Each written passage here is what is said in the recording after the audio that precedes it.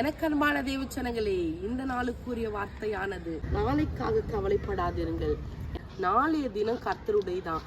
இன்றைக்கு ஆண்டு உங்களை பார்த்து சொல்றார், நாளை தினத்தை குறித்து கவலைப்படாது, அதினதி நாளுக்கான ஆசீர்வாதத்தை நான் உங்களுக்கு கொண்டு வருவேன்.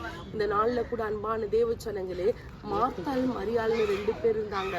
மரியாளோ இயேசுவின் பாதமாகிய நல்ல பங்கு பெற்றுக்கொண்டா. ஆனா மார்த்தாளோ பற்பல வேலைகளை குறித்து யோசிச்சு கொண்டே இருந்தா. நாளைக்கு என்ன செய்யறது, இப்ப என்ன சாப்பாடு செய்யறது, அதையே யோசிக்கிறதுனால அவ வாழ்க்கையில நல்ல பங்கை பெற்றுக்கொள்ள முடியல. ஆனா மரியாளோ, இந்த உலகம் தேவையில்லை, நாளைக்கு என்ன நடக்க போதும் அதான் தெரியும், ஆண்டு பாதம் போதும், அவர் எனக்கு எல்லாவற்றையும் செய்வார். ஏன்னா வேதத்துல சொல்லப்பட்டிருக்குது, முதலாவது என் ராஜ்யத்தின் நீதியின் தேடுங்கள், பின்பு இவைகள் எல்லாம் கூட கொடுக்கப்படும். எந்த நன்மை வேணும், என்ன ஆசீர்வாதம் வேணும், என்ன காரியம் வேணுமோ அவர் பாதத்துல காத்திருப்போம். நிச்சயமாய் நாளை தினத்தை குறித்து கவலைப்படாதபடி கர்த்தர் இன்றைக்கு அற்புதத்தை செய்வார். கர்த்தர் தாமே உங்களை ஆசீர்வதிப்பாராக.